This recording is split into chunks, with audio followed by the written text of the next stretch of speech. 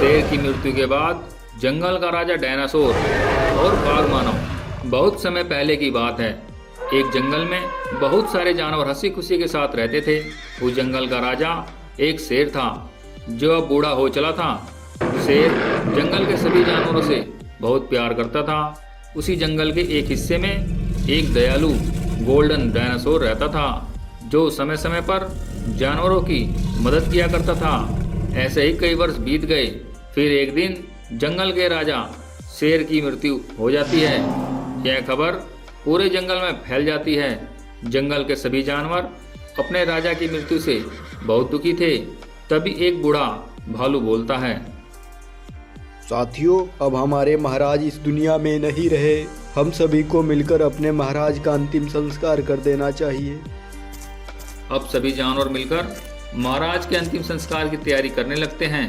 कुछ देर के बाद चिता तैयार हो जाती है। उसके बाद भालू महाराज को लेकर आता है और चिता पर लेटा देता है। चिता में आग लगाकर महाराज का अंतिम संस्कार कर देते हैं। थोड़ी देर बाद सभी जानवर उदास मन से जंगल में वापस चले जाते हैं। अगले दिन भालू जंगल के सभी जानवरों की एक सभा बुलाता है और जंगल के सभी जानवर सभा में आ जाते हैं। साथियों, जंगल के राजा की मृत्यु के बाद जंगल की सुरक्षा खतरे में पड़ सकती है।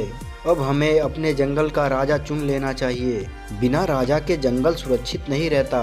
राजा ऐसा होना चाहिए जो बुद्धिमान हो, ताकतवर और निडर हो। हमें ऐसे राजा का चुनाव करना चाहिए। हमारी नज़र में तो ऐसा कोई जानवर नहीं है। भालू जी, मेरी नज़र में एक ऐसा जानवर है जो जंगल का राजा बनने योग्य है। तो बताओ गाय, वह कौन है? अरे हमारे जंगल में एक हिस्से में रहने वाला डायनासोर है जो ताकतवर और बुद्धिमान है। वह जंगल के जानवरों की मदद भी किया करता है। सही कह रही हो गाय, वह डायनासोर ही जंगल का राजा बन सकता है। लेकिन वह इस सभा में क्यों नहीं आया? तभी भालू बाज से बोलता है, बाज, जल्दी से जाओ और हमारे होने वाले महाराज को जल्दी से बुला कर लाओ। अब बाज डायनासोर को बुलाने जंगल की तरफ चल देता है और जल्द ही वह डायनासोर के पास पहुंच जाता है और बोलता है, महाराज, आपको भालू ने शेर की गुफा पर बुलाया है। अरे बाज, या क्या कह रहे हो? मैं महाराज नहीं हूँ। डायनासोर, तुम जंगल के होने वाले महाराज हो। सभी जानवरों ने मिलकर तुम्हें जंगल का राजा चुना है। अब जल्दी चलो मेरे साथ। शेर की गुफा पर सभी जानवर तुम्हारा इंतजार कर रहे हैं। अब बाज और डायनासोर शेर की गुफा की तरफ चल देते हैं और जल्द ही शेर की गुफा पर पहुंच जाते हैं। डायनासोर को देख जंगल के सभी जानवर बहुत खुश होते हैं। तभी भालू बोलता है, डायनासोर, हमारे महाराज शेर की मृत्यु के बाद इस जंगल की सुरक्षा की जिम्मेदारी हम सभी जानवर मिलकर आपको सौंपते हैं और आपको इस जंगल का राजा बनाते हैं। आज से हम सभी आपको ही अपना राजा मानेंगे।